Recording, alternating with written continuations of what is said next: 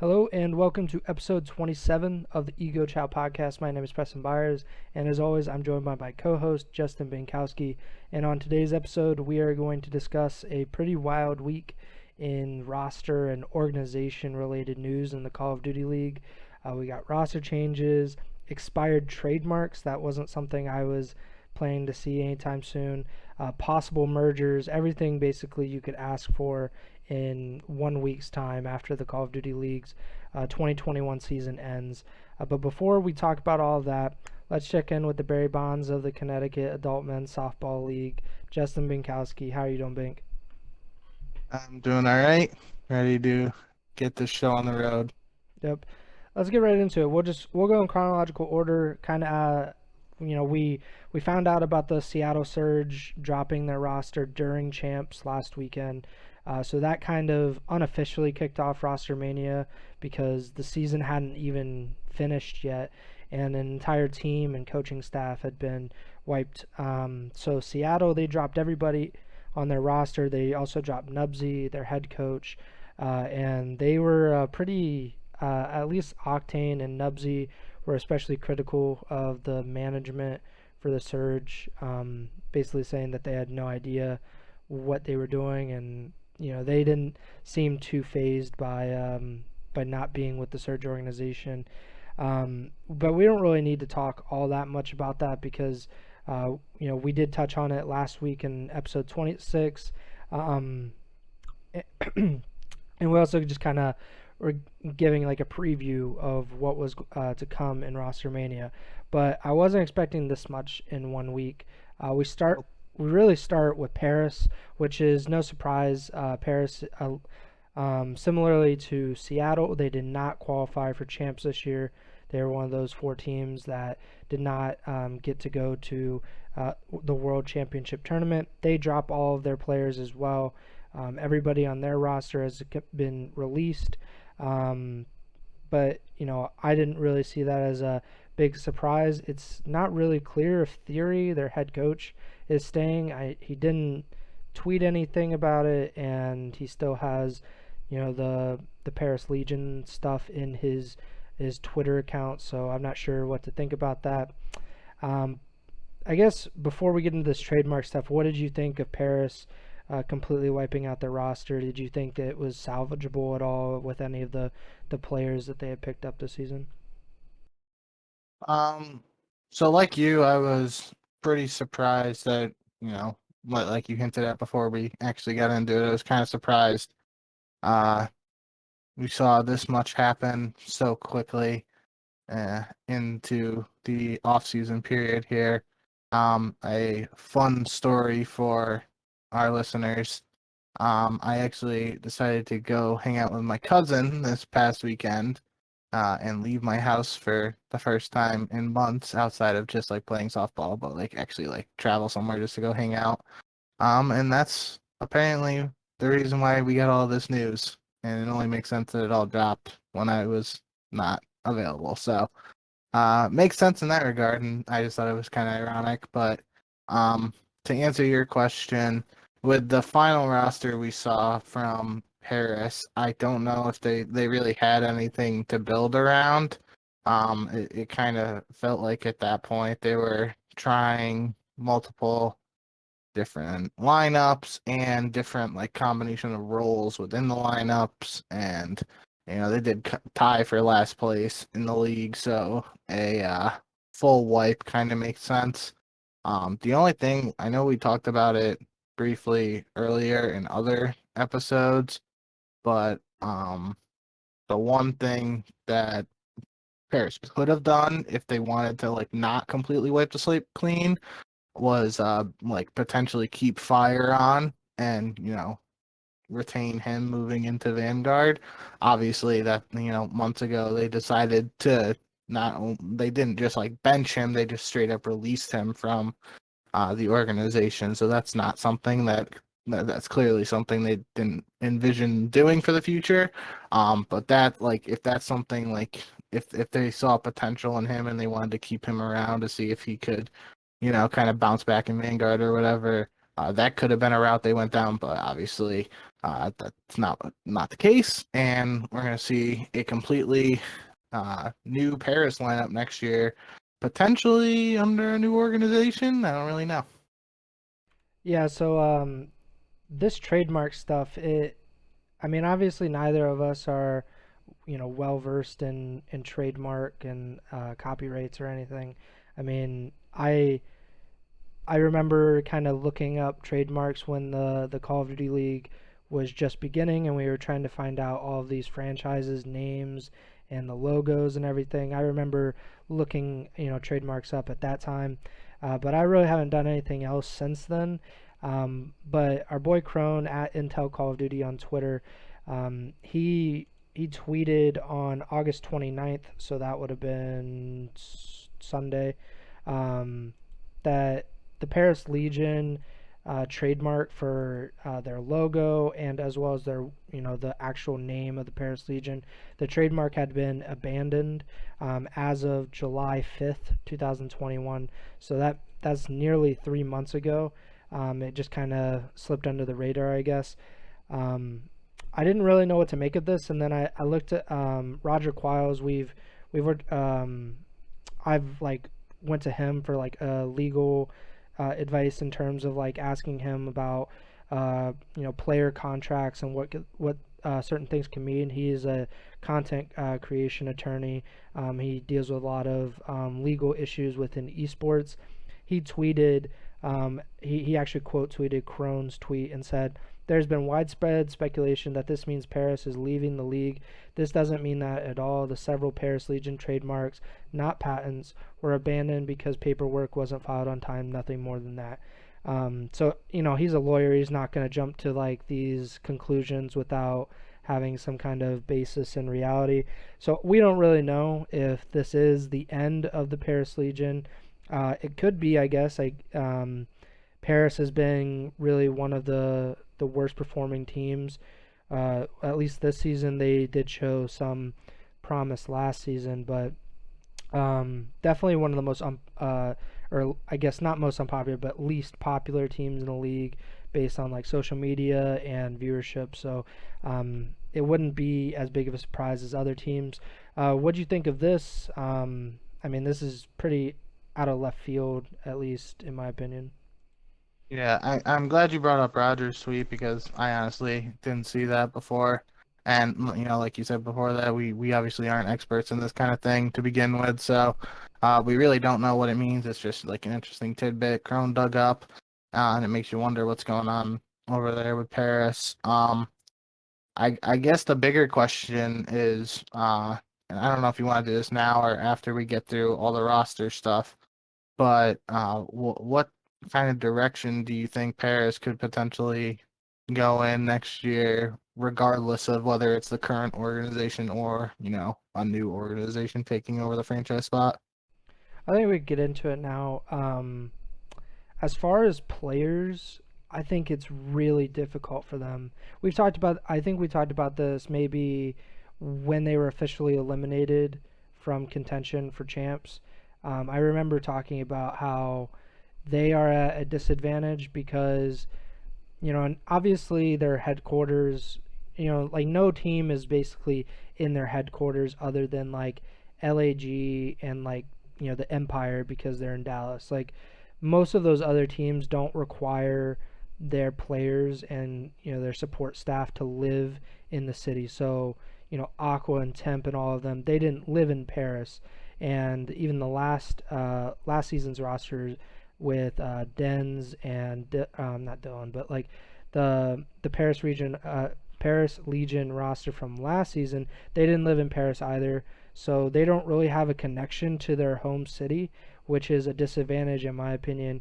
And considering how poorly they have performed over the last 2 seasons, and they don't really have any, like recognizable content creator or, Theory is well known within competitive Call of Duty, but it's not the same as like saying have Rambo Ray on on your coaching staff. So I think they're at a major disadvantage. I'd like to hear what you think.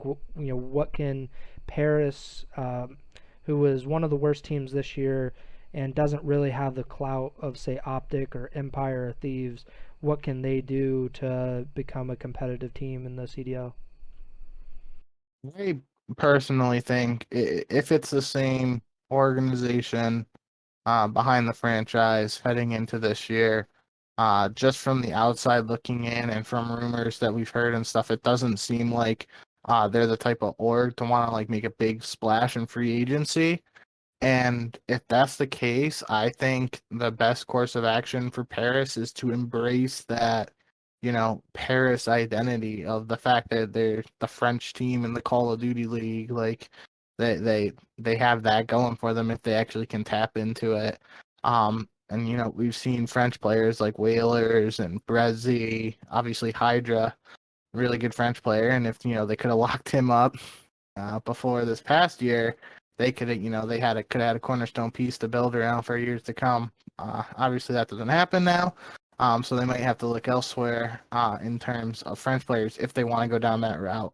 And I know we've seen, French teams in the CWL and competitive COD in the past not necessarily perform the best, but just from a fan and engagement interaction, if the org isn't in a position where it wants to, spend a lot of money to build around, some of these high name, big name, high paying free agents, that's one possible option I could see them going for is building around some of these amateur Europeans or in particular French players to try and, build a fan base that way.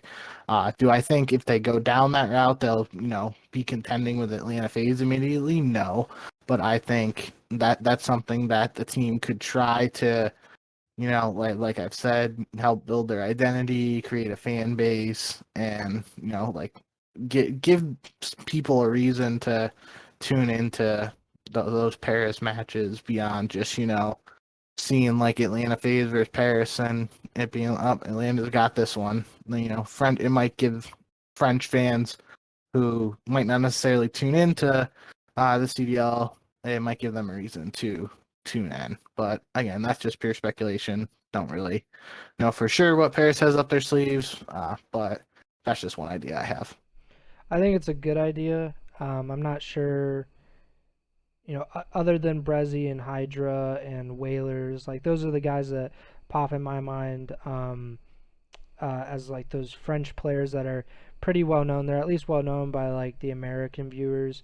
And Hydra, he was one of the best, other than Insight, he probably would have won Rookie of the Year if that was a real award. And like in our minds, he was one of the best players and most impactful players as soon as he came into the subliner starting lineup. So he's a player that I don't know if Paris had him on their radar and kind of let him slip through, or it's just not really a thought in their mind to focus on the French region because you've been watching competitive COD a long time and following the scene, and I've been following it not as long as you, but over 8 years now, and the French scene is not insignificant. Like there is a very vocal fan base in France. Like the French speaking fan base in Call of Duty is something that should be focused on, especially when you're a team that, no offense, is pretty trash. Like there's really no other way to say it. Like this team hasn't been competitive in terms of gameplay, and they really aren't competing for these players. They're not competing like we'll talk about it later, but some of the players that are now restricted free agents, no one even thinks that Paris will put in a good enough offer to get any of those top tier players onto their team. So like you said, there needs to, like, if you can't beat them, you have to do something else. You have to offer an alternative. You can't just try to say, well, we're just going to get less talented players from America, so we're going to alienate our French fan base, and we're also really not going to expand in America because our players are not popular enough or good enough to compete in the Call of Duty League. So I think it's a really tough spot for them, but this is a spot that they had to have known that they were entering when they got involved. They knew they were buying the Paris spot. This is I believe the same organization that owns the Paris Eternal, which is the Overwatch League team. I'm almost sure that's the same exact ownership group. So it's not like they are unaware of, the fan base that they would have to tap into. It's just they haven't done that, and I'm not really sure why. It's worth mentioning just real quick that Brezzy was a part of the Paris Legion, like that inaugural roster last year, and he never played. If I remember correctly, Paris was like one of the only teams that didn't make a roster change during the MW season. I'm trying to think back, but I'm pretty sure that's true. Might be missing something that I'm overthinking, but regardless, I remember they had Phantoms and Brezzy both signed to the teams as substitutes. They never got brought in, but it's particularly worth noting Brezzy was on that team, so they had a French player signed the first year and he never got a shot to play. So just to counter the point we were just talking about, the organization has had a French player, just never actually used it. So that might not be a top priority for them. I don't know. We'll have to find out as the offseason progresses. Yeah, it's unfortunate because Brezzy was a kind of, you know, in Black Ops 4, I believe, he looked like kind of like a budding star. He was on that Elevate roster, and it appeared as if that team could actually become, or at least he could become, a regular mainstay in the CWO. He didn't play in the CDL this year. I mean, that's not too much of a shock considering, like you said, he never got to play in the CDL last season, and rosters were reduced in size from last season to this season, so there were fewer opportunities for him to kind of get into the CDL and stay in the CDL. Um, I don't think we need to talk too much more about Paris because it's kind of up in the air. Where do they want to go? Will Paris be a team this, by the beginning of the 2022 season? Will they sell their spot or rebrand or something? Who knows? It should be an interesting, storyline to follow, and I really do hope that they do something that, kind of turns around that franchise because Paris is a big city that deserves a good team, or at least one that can compete regularly in the CDL. Let's go with this Dallas. So the Dallas news was, shocking. I instantly got a text message from you, and I got a Slack message from Jacob, simultaneously, like, "Are you on this? Are you on this?" And I was like, "Yeah, I'm on this." I will write about Crim6 and Vivid both being benched essentially because they're not being released. They are restricted free agents, which means that neither are free to sign with any team that they want. That would be unrestricted free agency. So neither of them can do that. They have to be basically sold as part of like a buyout deal or traded or something. So another team would have to acquire their contract to get them onto their roster, which happened with Clayster after the 2020 season. He had the same deal, and he ended up on the subliners. So Crim6 and Vivid are apparently not a part of the Empire's future heading into the Vanguard season. But Shotzi and Illy appear to be very much a part of that future, at least from what we can see. What did you think? Obviously, I don't think you were even home when this happened, so you were kind of just like, what is going on? Why does this keep happening? What do you think about this move? What do you think about just Dallas in general moving forward? Yeah, I was mid-drive when the news broke, and that's why you got the text.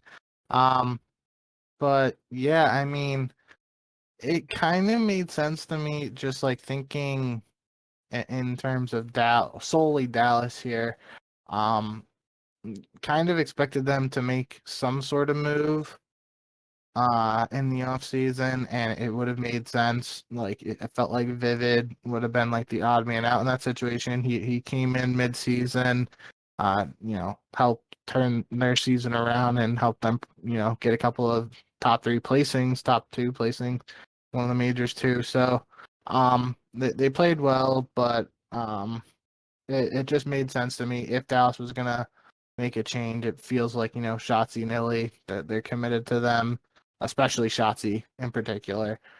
So it made sense that if someone was gonna go, it would have likely been Vivid.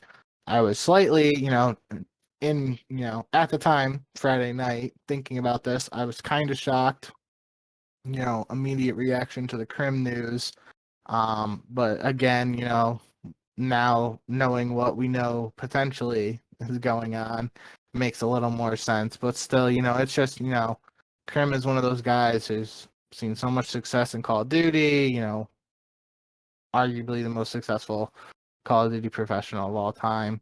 And it was a conversation last year for the Empire when the league switched back from 5v5 to 4v4. It felt like the team, at least on the outside, the question was going to be, do you keep Clayster or Krim? Because they're both 2 veteran ARs.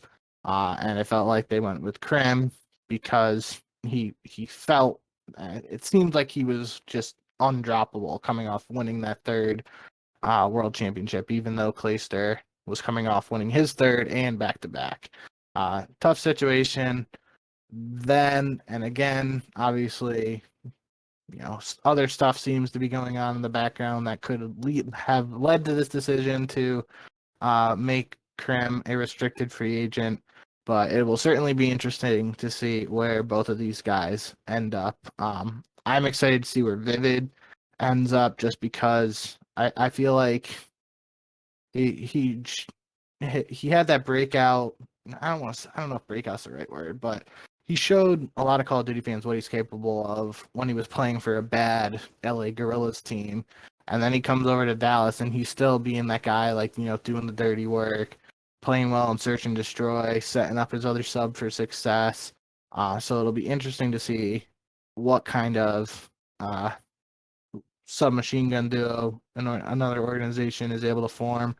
But it'll be really interesting to see where Crim 6 ends up, because we already had a lot of storylines with when he was dropped from OpTic going to Dallas, all that stuff. So maybe we're in for even more storylines with Crim playing against his old team again next season. Yeah, so the roster change was big news by itself.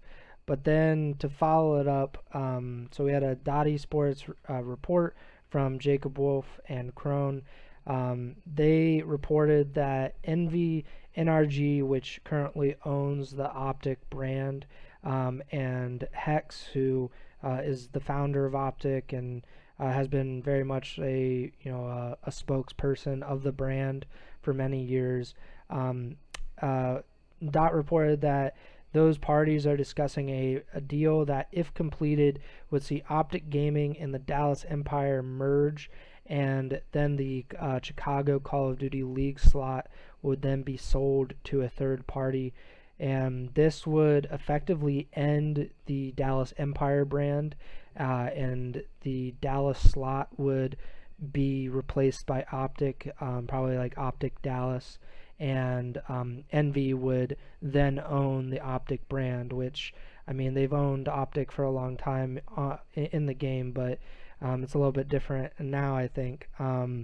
So yeah, that's really big news that the inaugural Call of Duty League champions, obviously they'd still be the CDL champions in 2020, but the name, the Dallas Empire, if this deal does go through, because the paperwork hasn't been finalized, so it's not, nobody's put pen to paper and it hasn't been completely pushed through. So if this does happen, it would mean that the Empire would go away. There would be no Dallas Empire, and that it would OpTic would have the Dallas slot. What did you think of this? Because I was stunned, but then I was like, it makes sense that OpTic would be open to this and to and it makes sense why Envy would be open to this as well because OpTic is such a big brand. But what did you think? Yeah, I mean, even before we got this report, just sticking with our chronological order, the Dallas news broke on Friday night, but early on Saturday, we got the news to coincide with it that Envoy is an unrestricted free agent. Everybody was like, whoa, because, it seemed like OpTic was building him up to be essentially Scump's successor in terms of, like, the content creator to try to have on the came out wrong, but you know what I mean. They were trying to build him up to essentially fill Scump's shoes whenever he decided to retire. That's what it seemed like, at least. And we had talked on the past episode of the pod too, where we were unsure what direction OpTic's roster was going to go and if they were actually going to make changes. And then we get another bombshell with Formal effectively announcing he's retiring. I thought it was important to point out he didn't actually use the word retiring in his announcement. He's just pursuing other options from competing. So it seems like he's retiring. I'm gonna, go into content creation and streaming. But he, didn't straight up say that he's done. So I guess technically we could have like a Brett Favre situation where he decides to come back at a future time. Who knows? Just speculation there. But that with those two players off of OpTic, we then were in this situation where it seemed like we have Dallas with Shotzi and Illy, OpTic with Scump and Dashy, and then we get this report from Crone and Jacob about the potential merger. And that's the interesting part for me, is that we could potentially, if this merger goes through, we could see the roster of Shotzi, Illy, Scump, and Dashy competing on whatever finalized name the Dallas franchise would decide to go for 2022. Yeah, the Formal thing is, it's very sad that, he's obviously one of the greatest Call of Duty players of all time. He was on what many people consider to be the most dominant team of all time, that OpTic dynasty, and he was, he is one of the best ARs in Call of Duty history. I think, like him and Octane, they have been competing as like which one can be better for a long time, and it is sad to see Formal, who's even a multi FPS legend because of his Halo past. He was able to make that transition. It's sad to see him step away, but I guess there is optimism among COD fans that. So he replied to a Scump tweet, and Scump was like saying, "Exploding rounds make me frown." He was playing the Vanguard Alpha, and Formal replied and said, "Yep, good year to skip." And I don't know if that's I'm sure it's not definitive, but maybe he's open to the possibility of returning maybe after this year. Maybe he's not feeling another World War II kind of game, because I think he said in the past that he hated World War II more than any other COD game that he's played. So maybe another game in that era doesn't really interest him, but we won't really know for a while. And this news that Empire and OpTic are possibly merging, and well, not really merging, but like Empire is buying out OpTic from NRG and making it its franchise brand. I think it's a good thing for Call of Duty esports that OpTic will almost assuredly remain in Call of Duty esports. Like, the brand itself is a very valuable one to COD esports because it's the most recognizable, the most popular, and having Hex and Scump involved especially would be a major coup for Envy Gaming, or whatever the Dallas franchise is, because Dallas has their fans from winning the CDL championship in 2020 and just their historic legacy in COD esports dating back to like Hastro and Foreplay and Stainville, those and like JCap and everything. Like this is by far one of the best and most successful franchises or brands in COD esports. So them combining would be pretty incredible just to see it happen. Um, and then you were the one that remembered, but Eon, which was a thing a long, long time ago, was kind of like a partnership between OpTic and Envy back in like 2011, 2012 or whatever, before OpTic became this huge competitive force.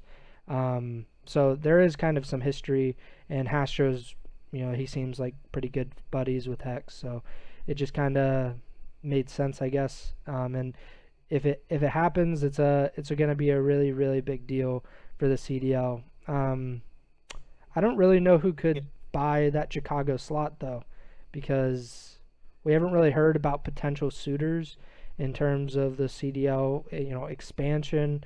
I mean, Chicago's a huge market, so there is some potential there, but I have absolutely no idea who could, possibly buy that slot and make it worth anything.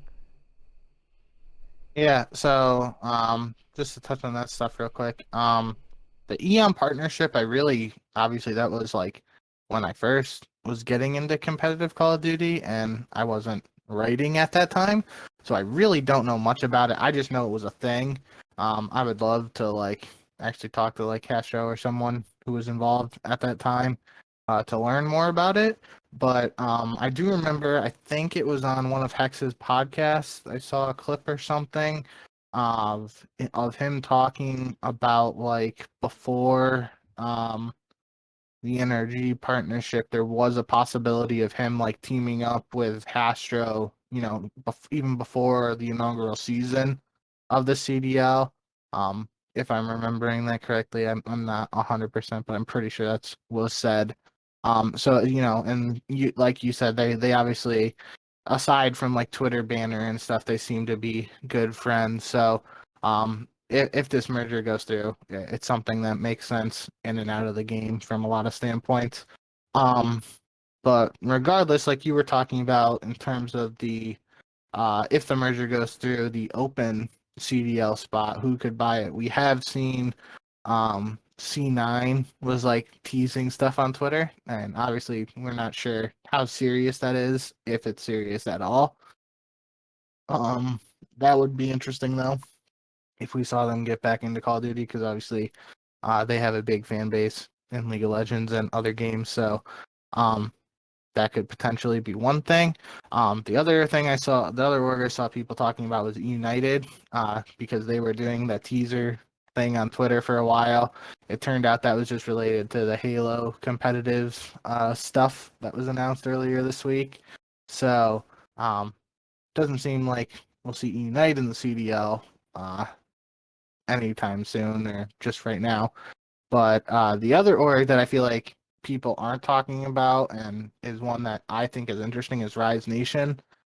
Just because we have heard in the past that they are interested in acquiring a spot.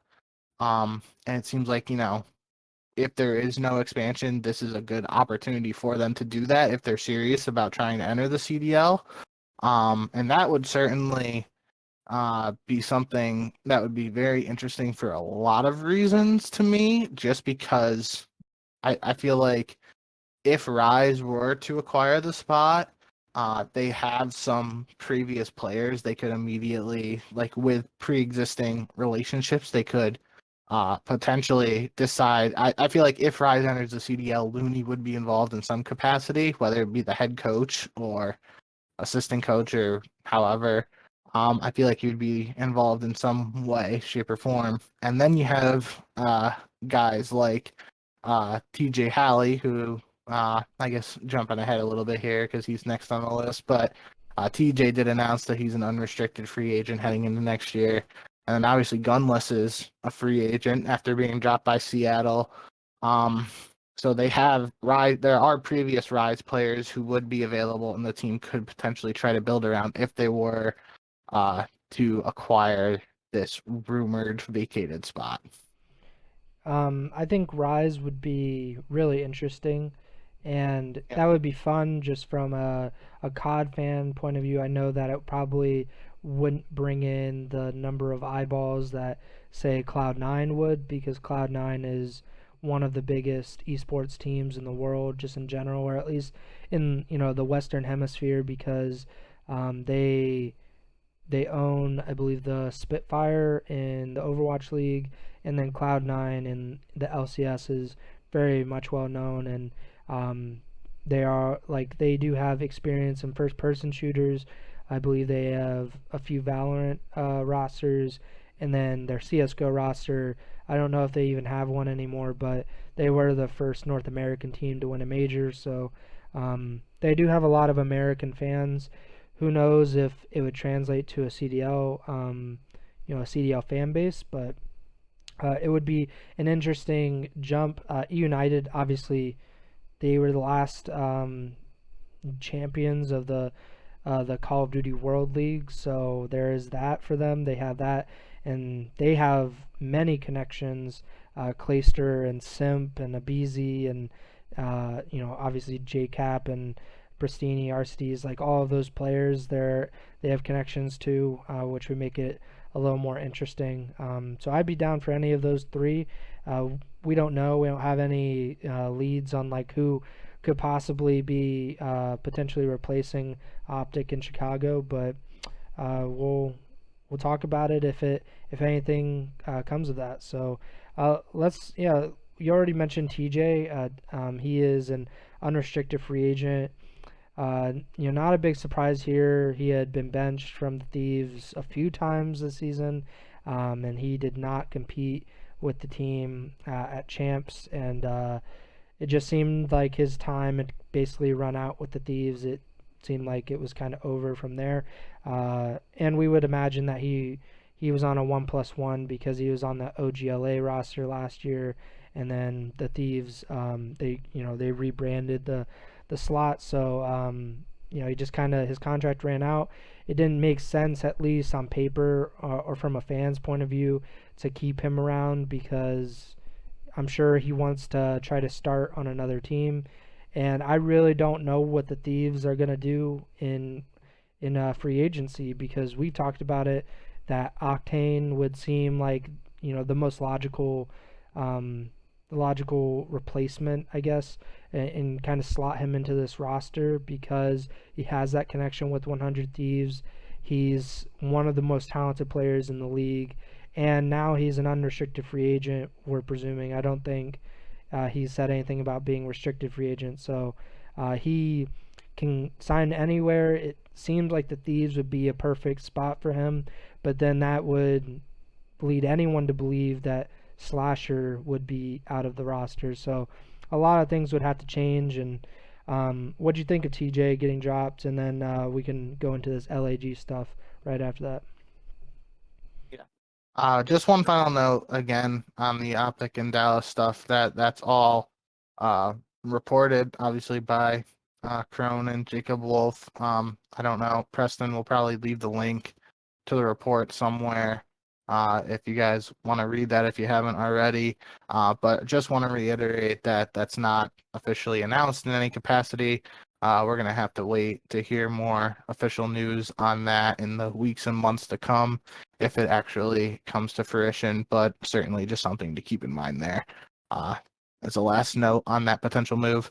In regards to the Thieves, yeah, like you said, makes a lot of sense that TJ is unrestricted free agent. They weren't using him at the end of the year, so obviously don't really have much of a reason to keep him around. And like you said, we're assuming his 1+1 was up, so it's just a move that we are mentioning because it happened, but it's not necessarily one we're shocked by. And like you said, I agree also that it seems like all indications are that the Thieves want to build, well, at least in this past season, it certainly seemed like the Thieves were building around Kenny. The big one, the big move for me that kind of made me think that is when Slasher was originally benched. earlier in the season, it kind of, made it feel like, okay, now this is basically Kenny's team. And it seems like just from what we've seen on social media, Kenny wants to play with Octane again. So like you said, in that situation, it would probably be safe to assume if Octane does come to the Thieves, that Slasher wouldn't be on the Thieves next year. So that would put another, veteran main AR player on the free, not necessarily a free market because Crim's restricted, but would put another veteran AR leader out there in free agency in some form. So we're going to have to keep our eyes on that moving forward to see what's going on. And one last thing about the Thieves before we go to the Gorillas. What about Hook? That's kind of, he's basically been MIA because he didn't get to compete in the Stage 5 major because, like he misspelled his name on his COVID test and didn't show up on time for the COVID test.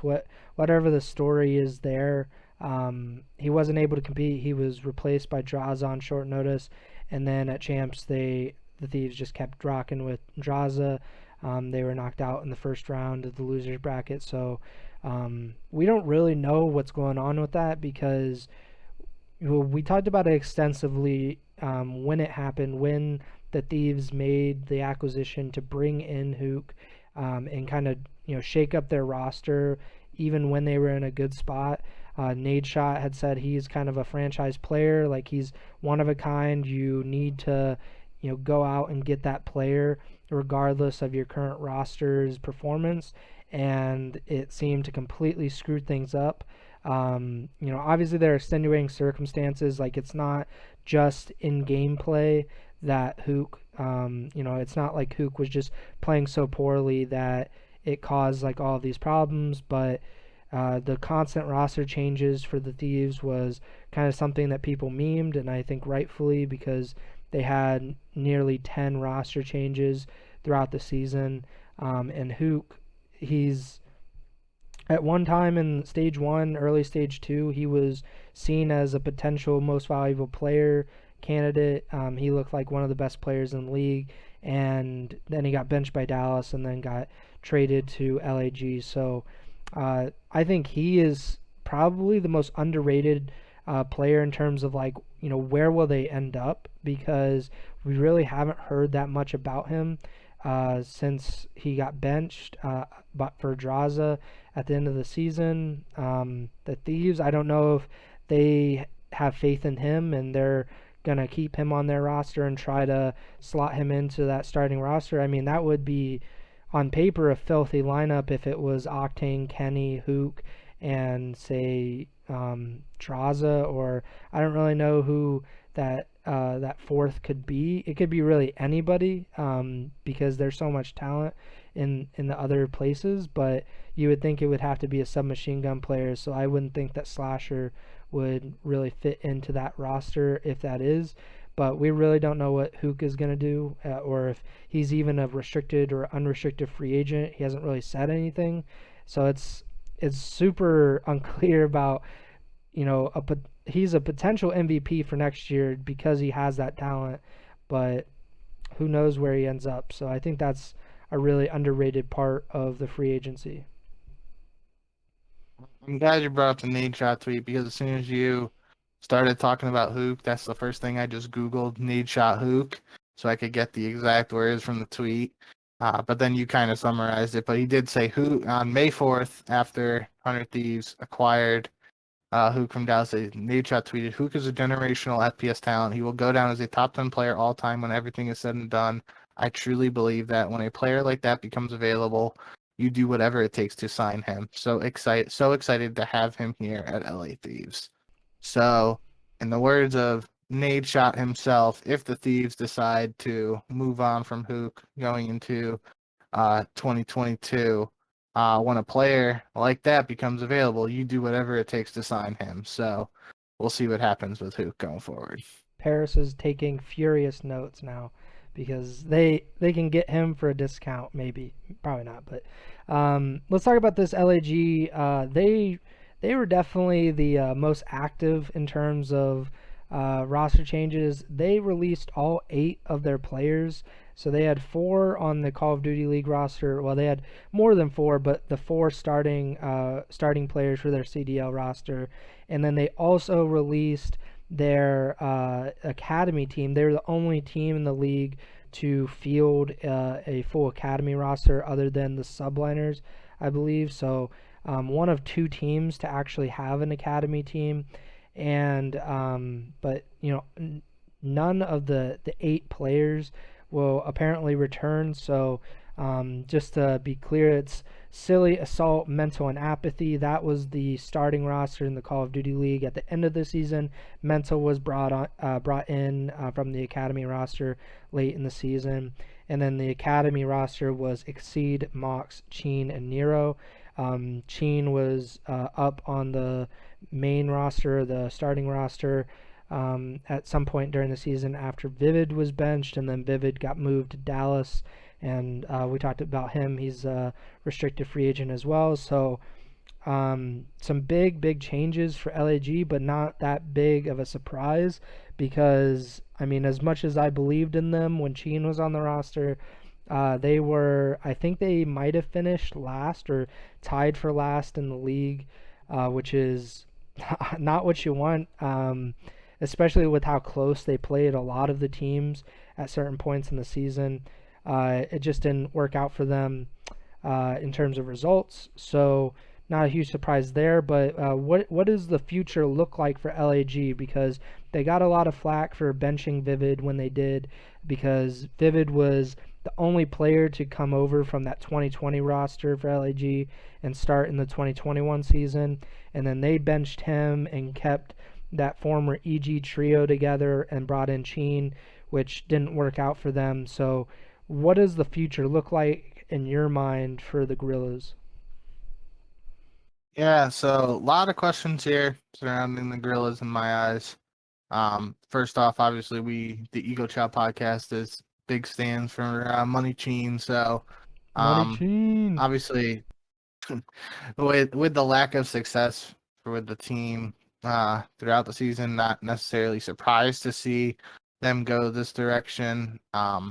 But for me, I know we talked about it just briefly on the last, or maybe 2 episodes ago when we were talking about the bottom teams before champs, and what they could potentially do in Rostermania period. The thing that kind of surprises me here is that they're completely releasing Mental. I was saying whenever we did that last time we talked about this, I was saying that I could see the Gorillas decide to keep Mental on board and maybe, send him back down to their academy team if they decided to have an academy team again in 2022.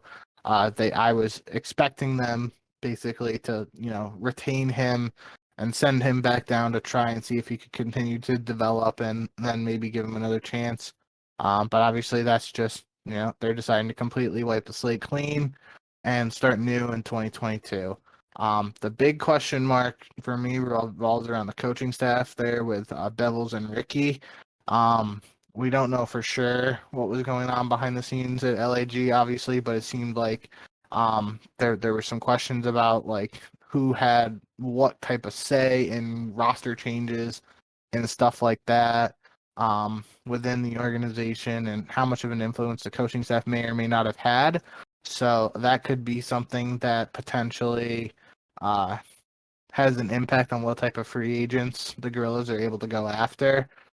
For example, just like a name that immediately jumps out to me is Slasher, even though we don't know his situation at the moment.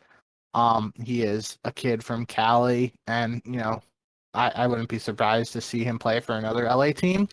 But again, he also seems like the type of player, like if he doesn't have a say in roster construction or, potential roster changes, that's probably for a guy like him, that's most likely a situation he doesn't want to be in. So it'll be interesting to see what route the Gorillas go down. Obviously, I think, they talked about it on like the flank and stuff like that. It seems like the organization has money just based on who owns the actual franchise. So it seems like this could be a landing spot. I mean, maybe even potentially for Krim if they decide to to splurge and try and go after Krim and build around him. Don't really know. It's still early, but definitely excited to see what the Gorillas do after 2 seasons where they struggled. They're completely just wiping the slate clean and gonna try to start new. So all eyes will be on that to see what they're able to pull off in the offseason. I'm not really sure from a player's perspective, but from a fan perspective, I think that LAG, Seattle, and Paris would have the shortest leash of any franchises for a player to go to because, like you said, if those players can't have say in who is on that roster, what kind of roster changes are made during the season, that's essentially a deal breaker for, you would presume, any top player in the league. You know, any player that is being offered by multiple franchises, you would imagine that they would choose to go elsewhere if they could have, some say in who they're playing with. And I think that also LAG and Seattle and Paris, those three teams have been very bad for both of the CDL seasons so far. And I actually looked it up while you were talking. LAG in 2 seasons in the CDL have a 13-41 record in the Call of Duty League. They have the fewest combined CDL points in the league. So they had 50 CDL points last season. Different format. It was, more like event based. Not every team would be at every event, but they finished with 50 CDL points. They were 5-15 last year. This season they finished with 100 CDL points. So that is 150 total CDL points. To put it into perspective, the 5th place team last season, where there were fewer points, was the New York Subliners. They had 140 CDL points last season. This season, Atlanta FaZe had 525 CDL points in first place. So, it's pretty bad in terms of results for the Gorillas. And I think combine that with this alleged lack of control for players, it would be very hard for even Slasher, not to say like Slasher's a bad player or anything, but like even a player kind of getting pushed out of their roster, if that is the case, I think he would say, like, I'd rather go to a team that is, not set up as well, but I can actually, do something with this roster, have some control. But I guess we'll see. We don't really know what the future is for Bevels and Ricky. I believe that Ricky tweeted out, it did seem like he was more kind of like, he was still a part of the team, kind of. That's the feeling I got. So maybe the coaching staff will stick around. I do think that they're both good coaches. We've obviously seen Bevels win a world championship, and if they're going back to a World War II type game where it's a little slower paced, maybe, or I don't really know what could happen there, but I really am interested to see what LAG do. Maybe they go a challengers route where they're picking up, maybe a complete challengers team from this year, or maybe they end up kind of just picking and choosing some of the top challengers players. As far as like cost effectiveness, that would probably be one of the best moves because there's not a lot of challengers players that can demand the money that, say, Crimsix or Clayster or Scump, like all these top players, they can't demand as much money. So if it's a cost issue, then that's the route that they can go down. We obviously saw the Gorillas with, like you were talking about earlier, they were one of the few teams that have an academy team this past year. So obviously, if one organization in particular is going to be, like super focused on the challengers scene in the sense of, they had a team, they likely, or I mean, you would at least hope that they were like watching the matches their teams were playing in, seeing who they were going up against, who in the challenger scene was performing well, all that stuff. You would feel like the Gorillas might have a good idea in that regard, but again, we'll just have to wait and see what goes on. Let's talk about this London roster change. So London, the Royal Ravens, they parted ways with Shawnee, Alex, Paul X, Zed, and Shane. Shane was a part of their coaching staff last year. I think he was temporarily the head coach for London, while Dominate was still off in Europe and he couldn't get into the States.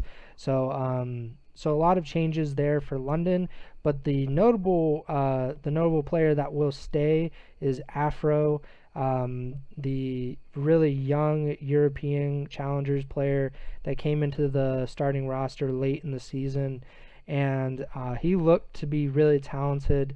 We didn't really get to see that much of him because, London was pretty much out of the running by the time that he got into the roster, so we didn't get to see him in like these very important matchups for them, and he didn't come in until pretty late in the season, so it's not like a Hydra situation where we got to see months and months of him or insight or anything like that. But they've obviously seen enough of him. I mean, at least that's what I would assume, is that they believe in him and they're going to try to build around him, similarly to what LAG did with Vivid last year. Vivid was the only player that stayed after the 2021 or 2020 season, and it looks like London will do the same with Afro going into the 2022 season. And then Crone, he tweeted, so at Intel Call of Duty, he tweeted last week, said that London Royal Ravens are likely headed in a full European direction based around Afro, which could come as no surprise to anyone.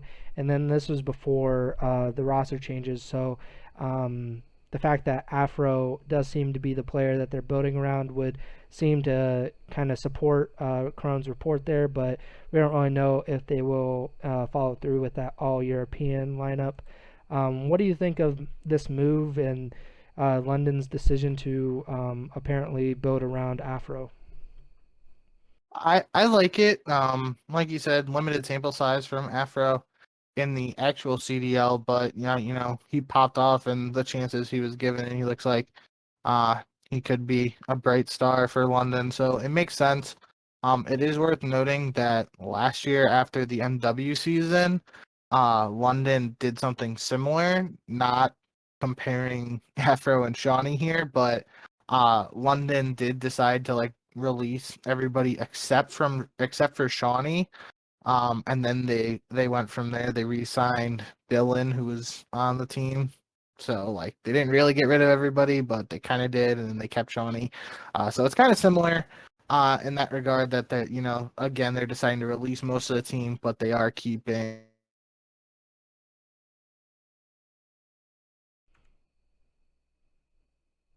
Looks like Bink might have cut out. But yeah, they're gonna. Are you back? Hello? Yeah. You just froze. You froze after you were saying keeping.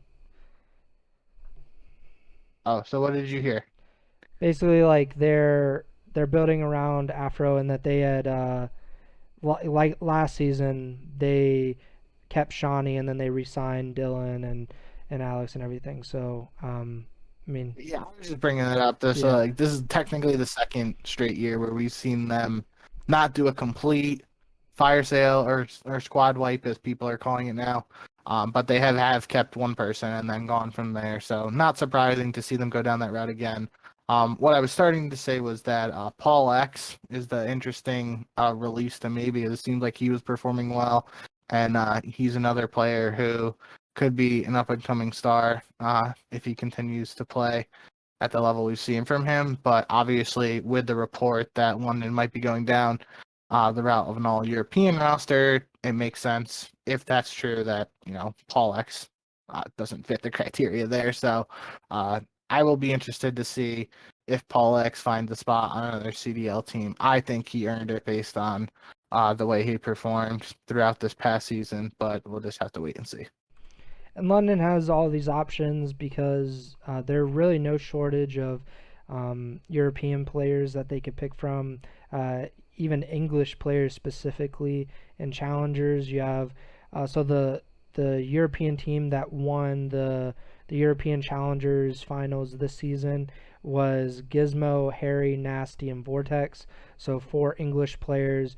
There's also like Bids and Denza and all these other players. They don't really even need to stick with like an all English lineup because there's really no need. So if they're going all in for an all European lineup and they kind of want to do what we're saying Paris should do, then they have a lot of options, and it'll be exciting to see if who they're able to pluck out of challengers, or if there's a. I mean, there are a lot of. I mean, Toronto has a lot of European players, so who knows? Like, you never know what contracts are up and who's able to stick with who. So, should be pretty interesting to see what London ends up doing this off season.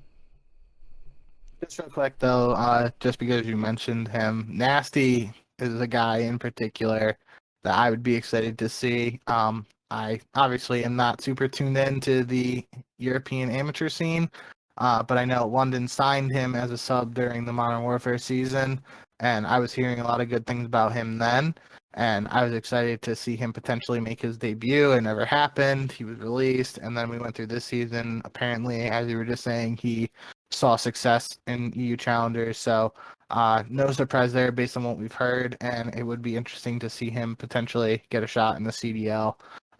But yeah, we'll have to wait. Yeah, he had a lot of success in challengers, in European challengers, because of the pandemic. Last season we saw the first few challengers opens being like anybody can come, but because of the pandemic, it was basically just region specific, and he had a lot of success there. So maybe a sign of good things to come for him, and maybe he'll get back into the CDL and able to actually contribute. Methods, his tweets were a little odd in terms of like really what was actually happening with him, because he tweeted on August 29th that he is an unrestricted free agent. He said that he wanted to thank the Ultra for everything they've helped him do. He's still exploring options with them, but they have agreed to let him explore all other options as an unrestricted free agent.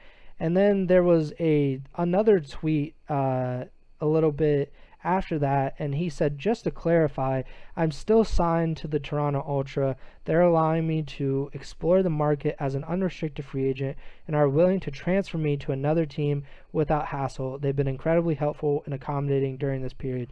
So he's not an unrestricted free agent, just to be clear. Like, he's essentially one, because Toronto is not going to impede him from signing with another team, but it appears that they are still very much in control of his contract and that he is still signed to Toronto. So he is a restricted free agent, even if they are being very accommodating in whatever team he ends up on. But just to be clear, he is a restricted free agent from what he is telling us. But what do you think that Toronto, or I guess first, like, what do you think of Methods? Because he did get benched pretty early in the season, and the team had a lot of success afterwards. So it's not like a Vivid situation where he gets benched and then this team kind of struggles and everybody's kind of looking at Marky B and the Toronto front office and saying, like, what the hell are you doing? It seemed like a pretty good move for them considering they got to Champs Grand Finals. So what do you think about Methods and where he could end up, and maybe what do you think about Toronto in general, what direction they go with their roster? Yeah, the no Zenny, no Winnie camp was kind of down bad Very after quiet. immediately after the stage 2 major, but no. All seriousness, I think Methods is a really solid player. He just happens to be in that like main assault rifle role where in most cases teams only have one main AR. With only 12 teams in the CDL, there's only 12 spots, and if you don't get one of those 12 spots, you're on the outside looking in. I obviously there are openings on some teams with teams like Paris, Seattle, and LAG doing squad wipes. There are some openings, and those organizations could elect to potentially sign Methods and try to build a team around him. That's something that I would like to see Methods back in the league, because I think he's an exciting player. He's a really cool personality. He's a funny guy overall, so he could help with content creation too. But it's just, in a position like I was just mentioning, that main AR position, you now have Krim being a restricted free agent. Octane is a free agent right now. If Octane goes to Thieves, then Slasher is likely a free agent. So, there are you have Accuracy with Minnesota. He would most likely be a restricted free agent if Minnesota decides to stick. We haven't really heard anything from Minnesota yet, so that's just speculation. But the point is, there's a lot of solid veteran ARs who are looking for teams, and only so many of them are going to be able to land a spot. So I feel like for Methods, we're going to have to wait and see exactly what happens for him. But in terms of Toronto, we also don't really know exactly what's going on with their main roster.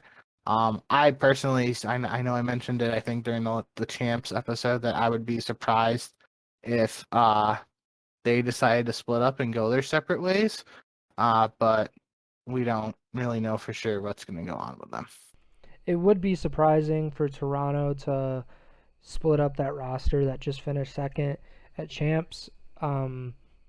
But we saw last season that the only team that didn't make a roster change in the offseason was Dallas. I mean, I'm not counting just like completely removing a player, but like Dallas did not, bring in anybody to start on their roster in the offseason. Everybody else did, including FaZe, who, they had Priesta and Major Maniac on that roster last season when they did really, really well. They were the number one seed heading into Champs. They get to the grand finals. They ultimately lose to the Dallas Empire in the grand finals of 2020 championship, but still second place. They were probably the best team all year in terms of performance, but they made that change and they got rid of Priesta and Major Maniac. They brought in Arcides, and now they're world champions, and they are by far the best team this year. Their situation is, pretty obviously different than Toronto's, because Atlanta has Abizi and Simp, who are, I think 1A and 1B is like the best players in the league, at least at their very peak. But Toronto has a lot of good young talent. Bance is, the old man of the group, I guess, because he's been around for a while. He's now definitely the probably the most accomplished European player of all time. But you have Cammy, who has kind of come onto the scene in the last few years, and then Kleenex and Insight. I mean, I think the first time that we ever heard about Kleenex was at Champs in Black Ops 4, and he kind of had his breakout event, and he was able to parlay that into becoming a part of the Toronto Ultra. So that's a great spot for him. In Insight, he showed that he is possibly one of the best players in the entire league. Same with Cammy. But Insight, comes in after the beginning of the season and is by far the most effective rookie, at least in that time period, along with Hydra. So they have a really good, and it seems like a very cohesive lineup, which is the most important thing. It's not really about like all this raw talent. Like they don't need to go get, Hook and Octane and everything. Like they can probably stick with this roster and have a lot of success next year. But it's also hard when you haven't won that championship and you're still looking to win that championship. Maybe they will end up making a change just to kind of try to improve that roster if they can improve it. And then that's kind of it for Toronto. And then the last thing that we have in terms of roster mania, at least for now, I'm sure we will get more in the coming week. If they keep up this pace, I mean, roster mania should be over rather quickly, because, I mean, this was a lot of moves in 7 days or 8 days or whatever. But Diamond Khan, he announced that he is an unrestricted free agent, so he can freely sign with any other team. And I think that uh, he improved his stock. He is obviously now a known commodity in the CDL. He came in even at the end of the season when Clayster had his little sabbatical and he was not playing with the subliners. Diamond Khan was able to come in and contribute to that subliners team, so that's a really big thing for him. What did you think about Diamond Khan, just like his rookie year and now him going forward? Yeah, I think, tough situation for him. We mentioned it on maybe it was the Champs preview episodes or two ago or something. Just, briefly mentioning it, it was a tough spot for him and I personally kind of feel bad for him in regard to not getting to perform at either Champs because of the situation with Clayster.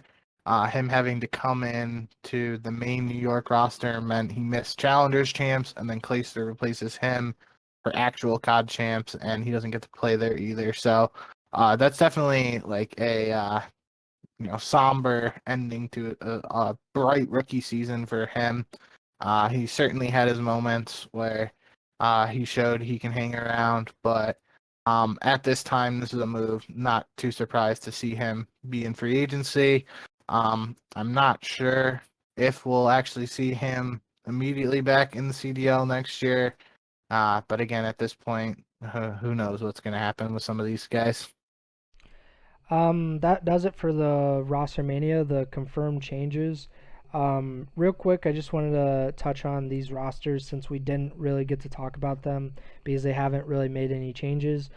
Florida. So, really, we don't know what's going to happen with Florida. You would imagine that they would try to keep Awakening and Skies together because they seem like two stars and they can do something, but um, really, I don't know what can be done about their roster. Maybe that Envoy is a. I don't really know. Like, I want to put a bunch of these players together, but then you're like, will Envoy be able to make a huge difference? Because, Awakening and Skies are both guys that can really slay the hell out of any team. So I don't know if adding another player that has that ability, maybe they turn into like a little OpTic where it's just they just completely wipe teams off the map by slaying power. But I was also thinking about Envoy for the subliners, but I don't know what kind of role he could slot into if they ended up keeping Clayster and Hydra, because those would seem like the most logical players to keep. But we don't really know if Clayster will end up on New York, if he's. I don't know what his contract situation is because he was obviously traded to New York. So, and then Minnesota, like you mentioned with accuracy, he's on the bench for Minnesota, and they have attached Priesta, Major Maniac, and Standy, who came in the middle of the season. I guess just what do you think about these rosters? What are some maybe possible moves or directions that they could go in to make their teams better? Yeah, I think uh, for Florida, just because that's where you started, the Envoy move would be interesting if they, let's just say, for example, they decided to keep Skies Awakening and Neptune, and then have Envoy replace Havoc. That could be an interesting move. Just it feels like, Envoy was kind of like the in-game leader for OpTic last year, and that could be something we did see in moments last year. Havoc was trying to fill that leadership role for Florida, but Envoy could potentially be an upgrade in that department, so that would be something interesting. But unlike what you said about like Florida necessarily keeping Skies and Awakening together, I'm not sure if that's exactly the direction they'll go in. I could certainly see it being a possibility, but it could come down to a situation where they decide. I feel like they will want to keep Neptune around to continue building around him.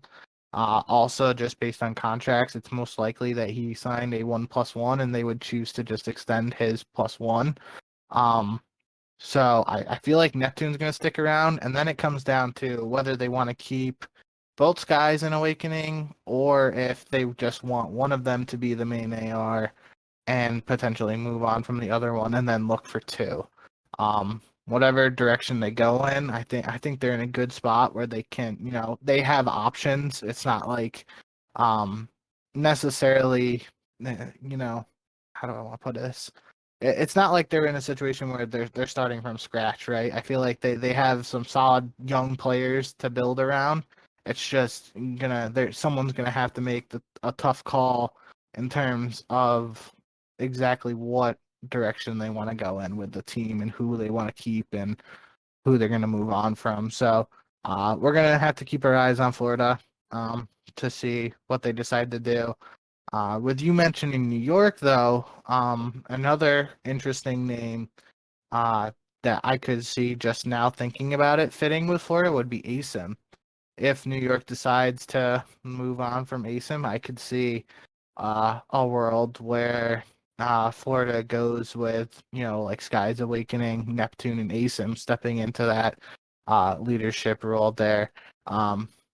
We've talked praises for ASIM, had a rough year in terms of like personal stuff, all the obstacles with New York as a team, all that's in the past now. Got to look forward to 2022, but um, I think ASIM really turned some heads this last year, and I personally was impressed with what I saw out of him. So that's another name we're gonna have to look out for to see, you know, if New York decides to keep him or if he becomes available, what team decides to give him another opportunity. That would be certainly interesting. But I agree. Similar to the Neptune situation with Florida, I feel like New York is in a spot where, with Hydra's contract, they would most likely be in a situation to extend his +1 and retain Hydra for 2022. And then becomes a question of what they do with the rest of the roster around him. And then lastly, we got Minnesota. Minnesota is a very interesting case because they won the Stage 5 major. They're one of the few teams to have actually won a major this season. And then, they lost to, I believe, the Ultra champs. So they were bounced early by a team that eventually went to the grand finals of champs and has been, one of the best teams. They were one of the best teams in the league. But Minnesota made that late run. They didn't look like anything other than a middle of the road team for a good part of the season, even after eliminating OpTic at the one major with Accuracy's clutch. And then they come on and they're one of the best teams at the very end of the season. What do you think happens with this roster? Because Major Maniac was, a part of the starting lineup in the beginning, and then he was benched, and then he was brought back into the starting lineup, and Standy was brought in as a signing in the middle of the season. So what do you see happening for the Rocker in the offseason? I wouldn't be surprised if we see this exact Minnesota roster stick around and run it back for the start of Vanguard. Especially, similar to like what we've just been talking about with Neptune and Hydra from a contract perspective, seems like Standy will almost assuredly be on Minnesota next year. Then just becomes a question of what they're going to do around him. We have heard from multiple players. I feel like that they've expressed interest in the past in playing with Priesta. So depending on his contract situation, he could have offers or teams could, try to trade for him and stuff. I know like the Thieves, just for example, it pops out to me that some of those guys liked playing with Priestess, so maybe they would be interesting in trying to reunite him. But I feel like I wouldn't be surprised if Minnesota just stuck with this roster that, ended the season there with Attach, Standy, Priesta, and Major Maniac. The one thing I could see is maybe they go for an on-paper AR upgrade, maybe like Slasher in for Major Maniac. This is something they would try to do. Not really sure. Obviously, I really like Major Maniac as a player who's, super strong in S&D, which I obviously enjoy watching.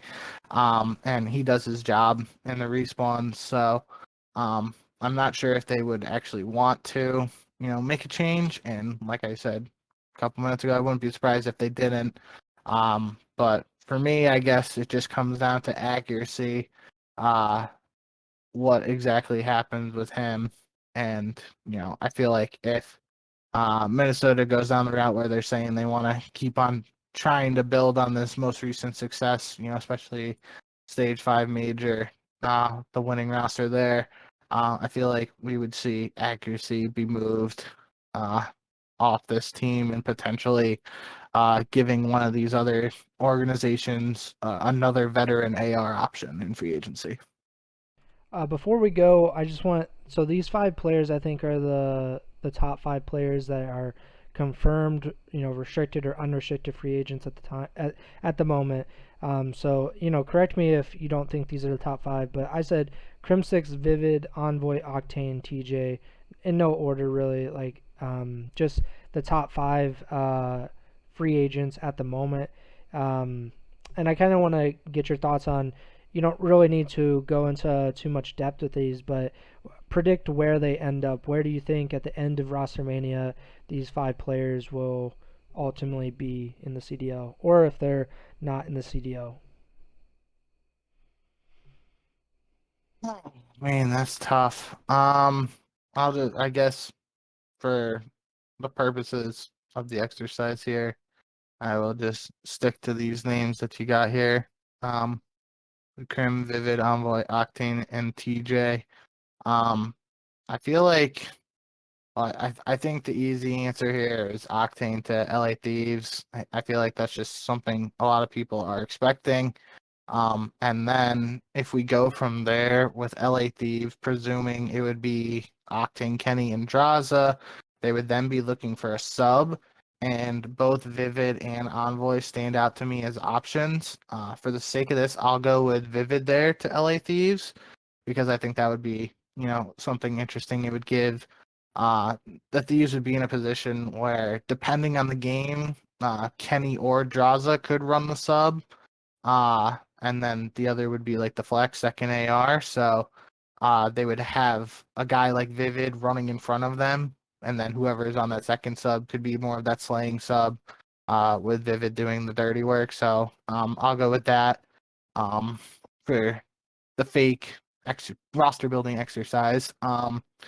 I guess in this situation, I'll say Envoy to Florida just because we were just talking about that, and that's something interesting, and it's an easy answer where I don't really have to think about it too much. I will say the one thing I really don't know where Krim goes.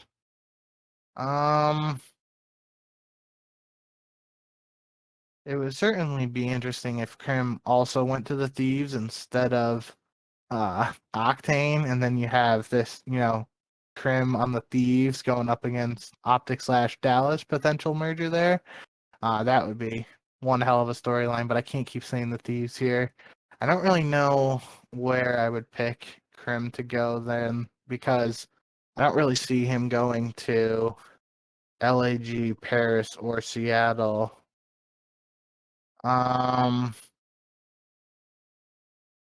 Maybe I mean, I guess he could technically go to New York and play with Clayster if Clayster is still on New York too, and then they would have that duo would be reunited and they would have 2 main ARs again though. So that would kind of be a risky move just because we don't really know what the Vanguard meta is going to be yet. So I don't really know, and I'm not sure exactly where TJ would end up, but I did 3 out of 5, so it's your turn. I agree with you. We talked about this Octane to Thieves. I think that's I don't want to say like the most obvious, or it is the most obvious destination for him, just because of his past with the Thieves and his past with like Kenny and in the organization. So I think Octane to LAT is probably the most likely of any of these, and I think that Envoy would also be on LAT. So you said Vivid, right, would go to LAT. I think Envoy, because I believe that the roster going into the 2020 season, the Seattle roster was going to be something like Arcity's Envoy, Octane, and like Slacked and someone else or whatever. Yep. So I think that, I Good mean, if point. they were planning on teaming back then, I would see no reason why, Envoy that'd be a great landing spot for him. He goes from OpTic to LAT, so like big fan base follows him probably, and he's able to play with what would likely be the best roster on paper if it was Kenny, Octane, uh, Envoy, and who's this other player that I'm completely forgetting? Kenny, Octane. Are you keeping Draws on the team? Yeah, I guess you would. I mean, they seem to have a lot of faith in him, and he Yeah. performed pretty well. And you need like a glue guy, and he seems like he's willing to do whatever it takes to kind of win. So I think Draza would be a good option. Um, as far as Vivid, I think that he would fit pretty well in Florida, um, because especially if they're gonna try to keep Big Wake and Skies together, he could probably just replace Havoc, and that roster is pretty good. I think he was officially the fastest player in the league in terms of just like the engagements and like getting into the hill and everything. So if you need like an Abizi type player, I think Vivid is a good option for Florida. For Crimsix, I was thinking Florida, but then it would kind of be like, does Skies or Awakening, like who does he replace? So I'm actually gonna go with LAG, and he's like, I think it was the three teams I was thinking for Crim were Seattle, LAG, and Florida. The reason for Florida was just like that is the best roster available other than like LAT probably, that like he could probably slot into, but it doesn't really make sense from a roles perspective. With Seattle, he's from Seattle, and I would assume like any player or like he's probably one of the only players in the CDL that if Seattle was looking for someone to kind of build the roster and be like almost like a coach player, I think Crimsix would be the perfect option because he doesn't really take any shit, so he would probably be able to control the roster as he pleases, and he would be pretty outspoken if he wasn't given that control. But I think LAG makes the most sense because they do have like an actual coaching staff right now, and I think they could probably afford him. And I don't know if Seattle would be willing to spend the money to get Crimsix on their roster, but I think LAG would be willing to do that because they've already shown that they're willing to invest into an academy roster and invest in like more players than anybody else. So I think LAG would be willing to get him. And I believe the only other one would be TJ, and I don't think he is on a CDL roster when the 2022 season starts. I think his stock fell a lot in 2021, and probably not. I don't think that's like a fair assessment of his talent because there were just so many changes with LAT that I don't think any player could really, I don't think any player could succeed to their best abilities in that environment. But I mean, if any team, it'd probably be LAG. Like it'd be interesting to see TJ and Krim back together just to see how they interact because they're pretty comical playing with each other. But yeah, it would have to be one of those bottom teams like Paris, which I think I guess Paris would, if any team, it would be probably Paris because I mean, who are they really gonna get? So maybe TJ at the very least could get on Paris's lineup or Seattle's, but I'll officially go with no CDL team at the start of the 20 season. I feel like we will see TJ on a CDL roster at the start of the season. It's just going to be like he's not going to be one of the players that one of these teams like immediately builds around. Like he'll be like one of the players that might get like plugged in later once it's the team starts to form. That's how I just feel like, at least. Like we mentioned earlier, in a world where Rise Nation gets a CDL spot here, that would potentially be a spot where TJ could immediately slot into a lineup just with that pre-existing relationship with the organization. But yeah, like I just feel like with TJ, it's going to be one of the later pickups in the offseason if he does get on a starting roster for 2022. It's not going to be one that we hear about, in the immediate future. At least, I don't see that happening right away. It'll be one where like some of these rosters start to develop and they decide to like build around certain guys, and then those guys are like, okay, let's get a submachine gun player who's good in S&D. Let's give TJ a shot. So who knows? Yeah, I think that is a good assessment of where he is at. He's likely going to be a free agent for a little bit, I would expect. So we'll see what happens with him. We'll see what happens with all of these players. I mean, that is not a complete list, because you would have to imagine that if Octane goes, then Slasher is suddenly a free agent. If that's not the case, then probably Draza or Hook become free agents. There's a lot to really unpack over the entire offseason, but we're just in week 1. I guess we're starting week 2 of Roster Mania, but a lot to happen, a lot to update. I mean, the Vanguard Alpha just came out over the weekend, and players, the CDL players and fans, they were getting their chance to kind of test out the game as a PlayStation exclusive. So I guess there was, I don't want to say it was like a lukewarm reaction, but there definitely wasn't as much excitement about the alpha as previous alphas. So I don't know if that's a good sign for the 2022 season and the competitive cycle, but I guess we'll see. Do you have anything else before I do the outro? Talk about the alpha too much, but just to get this off my chest, the alpha was PlayStation exclusive, like you mentioned, and a lot of people don't have PS5s, so they're playing it on their old PS4s. I feel like that might have attributed to the lackluster experience that some people were having.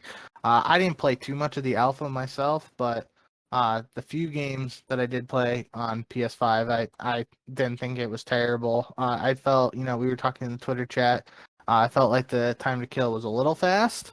But again, this is an alpha, so a lot can change before November 5th when the game actually drops. The big date is going to be when we have September 7th, I believe, is the multiplayer reveal. And then the weekend of the September 10th is going to be when the PlayStation exclusive beta starts. So that'll give us more of a better taste of what we can expect to see in the CDL, I feel like, in 2022, especially because this Champion Hill mode, it's a cool idea, but we're not going to see it in the CDL. It's a pub mode. So I think we got to pump the brakes on any negativity with Vanguard at this point. Give it a shot at least in the beta. Let's see if anything's a little different. But yeah, that's all I got on the alpha. I guess I'll play it once in November and then completely shelve the PlayStation. So I'm not going to comment too much on it. I will try to play the beta, but who knows? I mean, that means I would have to set up my PS4, and I'm pretty lazy, so I don't know if that's going to end up happening. So we'll see. But yeah, that does it for our first Roster Mania episode of the off season. Hopefully a lot more to come. We thank you for listening. This was a pretty fun episode because this was the first one that we didn't have any kind of event or matches to talk about. So this was completely just based on speculation and rumors and reports. So a little bit of a different episode. Hope you guys liked it. Make sure to subscribe on whatever platform you're listening on. Follow or subscribe. We're on Apple Podcasts, Spotify, Google Podcasts, pretty much all the big podcasting platforms. Make sure to give us a 5-star rating on Apple Podcasts. Follow us on Twitter. He's at jbink with 2Ks. I'm at presbyers. And the podcast Twitter is at Ego Chall Podcast. We update our listeners on when we're actually doing this podcast because off season's kind of weird. There's no set schedule. We don't really know when OpTic is going to announce that they've dropped Scump and picked up Sensor, and they've added Nade Shot to the roster. We don't know when that will happen, but when it does happen, we will be we'll be on twitch.tv/Ego Chall Podcast, and we'll be in your audio feeds telling you why Sensor will eventually win a world championship despite barely being able to compete in challengers. But yeah, follow us on Twitter. The next show will hopefully be within a week. But the best option is just to follow us on Twitter. We'll update you whenever we know when we're gonna do a podcast. Wish Bink luck in his softball championship game tomorrow.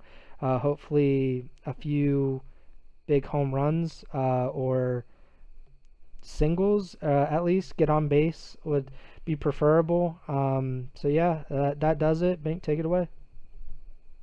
We saved the daggers for the end here, huh? But as always, thank you guys for tuning in. Like Preston said, not going to really have a set schedule in the off season. But if the off season is anything like the regular season, potentially a lot of announcements could happen tomorrow, because it felt like during the season that a lot of news would drop immediately after we did an episode. So who knows what's going to happen, but hopefully you guys enjoyed this episode, and you can look forward to hearing from us again whenever some more Rostermania news drops. So yep, that'll do it for us. Thank you guys for tuning in, and as always, remember to send the chow.